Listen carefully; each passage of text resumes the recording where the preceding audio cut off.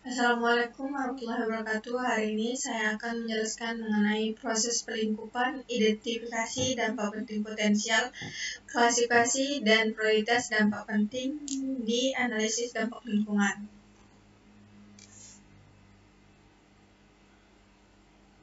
Yang pertama itu mengenai panduan pelingkupan dalam AMDAL tahun 2007 oleh Bupati Bidang Tata Lingkungan, Kementerian Negara Lingkungan, atau yang biasa disebut dengan KLH, dengan dukungan Agensi Danish International Development atau DANIDA, melalui sektor program Phase 1 Environmental Sector. Nah, pelingkupan di sini dimulai dari proses awal untuk menentukan lingkup permasalahan dan mengidentifikasi dampak penting hipotetik yang terkait dengan rencana usaha atau kegiatan.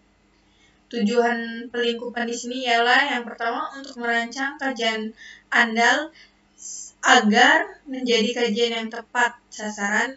Yang kedua yaitu kajian AMDAL harus mempunyai arah, fokus, dan lingkup yang tepat.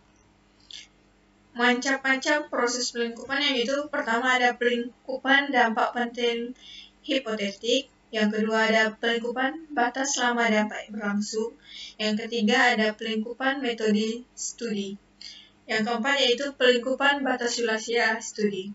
Nah, dari hasil pelingkupan yang pertama yaitu ada dampak penting hipotetik terhadap lingkungan hidup yang dipandang relevan untuk ditelah secara mendalam pada AMDAL, dengan meniadakan hal atau komponen lingkungan hidup yang dipandang kurang penting untuk ditelah. Yang kedua yaitu batas waktu kajian, yang merupakan rentang waktu yang akan digunakan sebagai dasar dalam melakukan perkiraan perubahan kualitas lingkungan terhadap adanya proyek dan dengan adanya proyek. Yang ketiga yaitu metode studi, mencakup metode pengumpulan dan analisis data, serta metode perkiraan dampak, jumlah sampel, dan tenaga ahli yang dibutuhkan.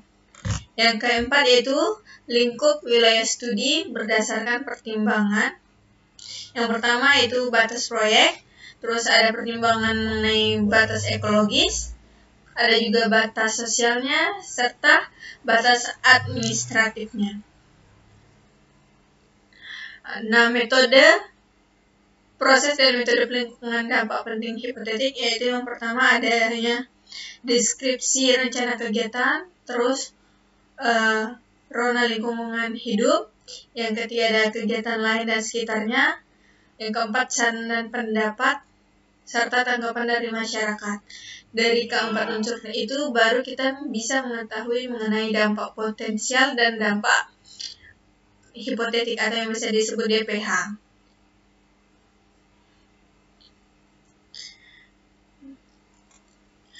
Nah, muatan pelingkupan untuk rencana usaha yaitu yang pertama ada studi AMDAL, apakah dilaksanakan secara terintegrasi bersama atau setelah studi kelayakan teknis dan ekonomis. Uraian ini diperlukan sebagai dasar untuk menentukan kedalaman informasi yang diperlukan dalam kajian AMDAL. Kesesuaian lokasi rencana kegiatan dengan rencana tata ruang sesuai ketentuan peraturan perundang-undangan. Nah, kesesuaian dengan tata ruang yang pertama yaitu mengenai informasi kesesuaian lokasi rencana usaha dengan tata ruang disajikan dalam bentuk peta tumpangan susunan atau overlay antara peta batas tapak proyek rencana usaha dengan peta RT RW yang berlaku.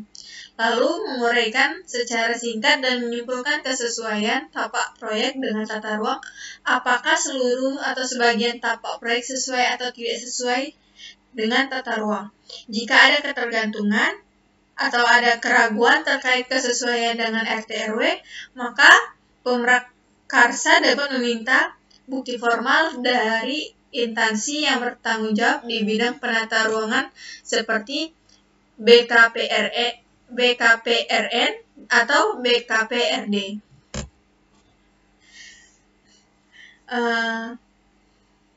Kesesuaian dengan RT RW kabupaten, yaitu misalnya yang ada di Kabupaten Banggai, di mana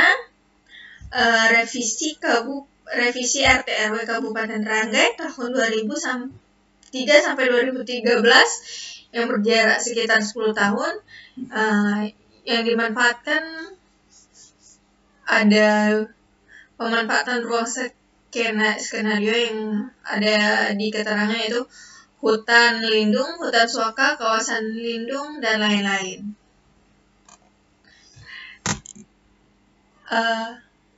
Deskripsi rencana usaha, yaitu deskripsi rencana kegiatan yang berfokus pada komponen kegiatan yang berpotensi menyebabkan dampak lingkungan berdasarkan tahapan kegiatan. Alternatif rencana usaha itu jika ada, serta pengelolaan lingkungan hidup yang sesuai direncanakan sejak awal sebagai bagian dari rencana kegiatan yang terintegrasi dalam desain rencana kegiatan. Contoh proses identifikasi dampak dan potensial, yaitu yang pertama mengenai proses identifikasi potensial dan evaluasi merupakan evaluasi dampak DEX tadi. Nah, metode identifikasi dampak potensial ini ada, yang pertama ada penelahan pustaka, yang kedua kita akan menganalisis isinya, terus ada interaksi kelompok yang bisa diadakan seperti rapat, lokakarya, atau brainstorming, dan sebagainya. Terus daftar uji itu bisa sederhana, kayak kuesioner dan deskriptif. Terus ada matrik interaksi sederhana, ada bagian alir, terus bagian alir, ada pelapisan atau overlay, ada pengamatan singkat lapangan atau kita dapat mengobservasi lapangan. Nah, matrik dampak potensial pengembangan lapangan gas itu ada dari komponen lingkungan, yaitu geofisik, kimia, terus ada dari biologi, ada dari Soksekbud dan Kesmas. Nah, rencana kegiatannya tuh ada di plan A, B, C, sepertinya ini akan berlangsung selama 7 dari angka 1 sampai 17. Ada di 17 ada pelepasan tenaga kerja, dan yang di pertama ada perizinan dan sosialisasi. Nah, kriteria dalam evaluasi dampak potensial melalui panduan pelingkupan atau KLH tahun 2007. Yang pertama, apakah beban terhadap komponen lingkungan sudah tinggi? Nah, hal ini dapat ditentukan dari analisis data sekunder dan hasil dari kegiatan observasi awal. Yang kedua, apakah komponen lingkungan memegang peranan penting dalam kehidupan sehari-hari masyarakat? Misalnya, ketertarikan dengan sosial ekonomi masyarakat atau ketertarikan dengan ekologisnya. Nah, dalam hal ini bisa tampak dari hasil observasi di awal. Terus yang ketiga, apakah ada kekhawatiran masyarakat yang tinggi terhadap komponen lingkungan?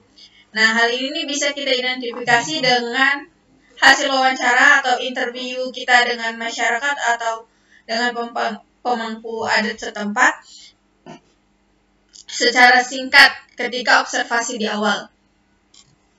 Nah, yang keempat itu apakah ada peraturan atau kebijakan yang dilanggar oleh dampak tersebut. Nah, hal ini bisa kita telah dari adanya peraturan dari indeks baku mutu yang terkait dengan komponen lingkungan yang terkena dampak.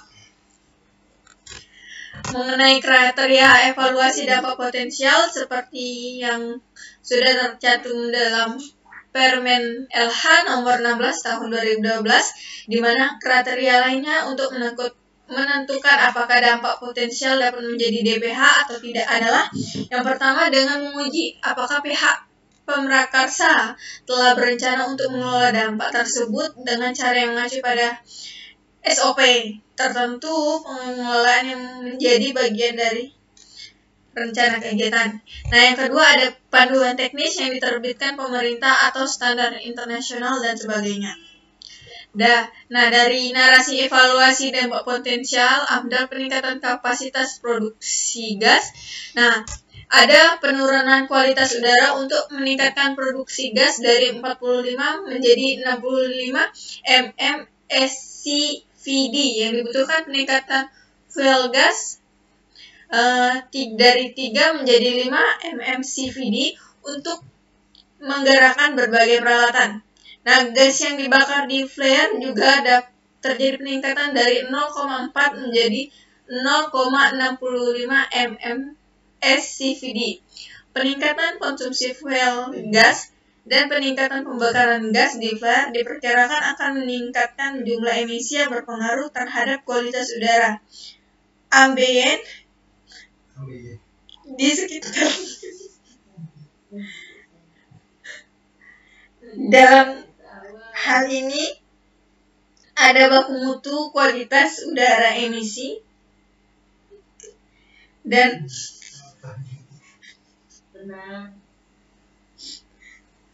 ambien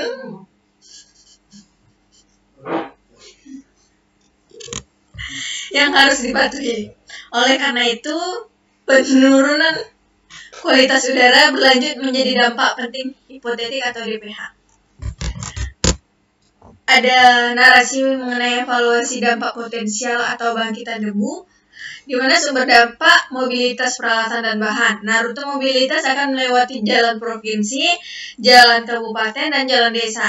Nah, jalan-jalan tersebut semuanya telah dilapisi dengan aspal. Dengan demikian, kemungkinan munculnya debu menjadi tidak ada. Oleh karena itu, dampak terhadap bangkitan debu adalah dampak yang tidak penting hipotetik atau TPH. Ada mengenai peningkatan kemisingan. Nah, di mana sumber dampak ini adalah kegiatan mobilisasi peralatan dan bahan untuk mengurangi kemungkinan peningkatan kemisingan, maka kegiatan mobilisasi peralatan dan bahan selama konstruksi dan kegiatan pemboran dilakukan pada siang hari sekitar jam 6 pagi hingga jam 6 sore, serta pemasangan peredam suara atau silent care pada peralatan proyek, dan ini menjadi SOP yang terintegrasi dalam rencana kegiatan. Oleh karena itu, dampak terhadap peningkatan kebisingan menjadi dampak yang tidak penting atau TPH. Matrik dampak penting hipotetik pengembangan lapangan gas, ada beberapa komponen yang diambil, yaitu mengenai komponen geofisika, biologi, sosekbud, dan kesmas. Di mana ada plan A sampai D, yaitu plan A yaitu prakonstruksi, plan B yaitu konstruksinya, plan C operasi, plan D-nya yaitu pasca operasi. Nah, bagian alir proses pelingkupan pengembangan lapangan gas yaitu seperti yang tertera pada gambar di sini, yaitu kegiatan lain di sekitar lokasi rencana kegiatan. Dilanjutkan dengan rencana kegiatan, yaitu ada 4 tahap, yaitu tahap prakonstruksi, tahap konstruksi, tahap operasi, dan tahap pasca operasi. Nah, itu untuk mengetahui identifikasi dampak potensialnya. Terus ada bagan alir pelingkupan, dapat kita lihat di sini. Terus ada juga diagram alir dampak penting hipotetik. Yang pertama ada pengembangan lapangan gas. Di sebelah kanan adalah kegiatan berlanjut dan di sebelah kiri kegiatan berhenti. Pengembangan lapangan gas yaitu ada prakonstruksi, terus konstruksi, operasi, dan pasca operasi. Nah, di bagian konstruksi itu nanti akan dibagi menjadi penurunan sifat fisik kimia tanah, terus terganggunya satwa liar atau jalur jelajahnya. Di operasi itu akan kita lihat mengenai terganggunya satwa liar atau jalur jelajah satwa tersebut. Pelingkupan batas wilayah studi itu batas proyek, yang dimana suatu rencana usaha akan melakukan kegiatan prakonstruksi dan konstruksi dan serta operasi. Yang kedua, dari ruang rencana usaha inilah bersumber dampak terhadap lingkungan hidup di sekitarnya, termasuk alternatif lokasi rencana usaha. Yang keempat, ada posisi batas proyek ini agar dinyatakan dalam koordinat. Batas ekologis, batas ini adalah ruang persebaran dampak dari suatu rencana usaha menurut media transportasi limbah, air, udara, organisme. Proses alami yang berlangsung di dalam ruang tersebut diperkirakan akan mengalami perubahan mendasar, termasuk dalam ruang ini adalah ruang di sekitar rencana usaha yang secara ekologis memberi dampak terhadap aktivitas usaha. Batas sosial itu adalah batas di mana ruang di sekitar rencana usaha yang merupakan tempat berlangsungnya berbagai interaksi sosial yang mengandung norma dan nilai tertentu yang sudah mapan. Nah, termasuk sistem dan struktur sosial sesuai dengan proses dinamika sosial suatu kelompok masyarakat yang diperkirakan akan menjadi perubahan dasar akibat suatu rencana usaha. Nah, batas administrasi adalah ruang di mana masyarakat dapat secara luasa melakukan kegiatan sosial ekonomi dan sosial budaya sesuai dengan peraturan perundang-undangan yang berlaku di dalam ruang tersebut. Nah, batas ruang tersebut dapat berupa batas administrasi pemerintah atau batas konsesi pengelolaan sumber daya, batas HPH, batas wilayah kerja pertambangan. Nah, pelingkupan batas wilayah studi adalah batas proyek, batas visi kewenangan di darat dan di laut, batas ekologis, batas di mana limbah cair dan emisi gas transportasi melalui media air, udara, dan organisme, batas sosial, batas komunitas sosial yang terkena dampak limbah cair, emisi gas, kegiatan proyek lainnya. Terus ada batas administratif, batas kewenangan administratif atau penegakan hukum oleh pemerintah kabupaten atau kecamatan. Nah, batas-batas ini disebut dengan batas wilayah studi. Nah, ini merupakan contoh batas wilayah proyek. Terus ada contoh batas ekologis. Terus yang dilihat ialah batas sosial dan administratif. Nah, terakhir ada gambar ini, ada batas wilayah studi AMDAL. Sekian penjelasan presentasi yang dapat saya sampaikan. Wabillahi taufiq wal hidayah. Wassalamualaikum warahmatullahi wabarakatuh.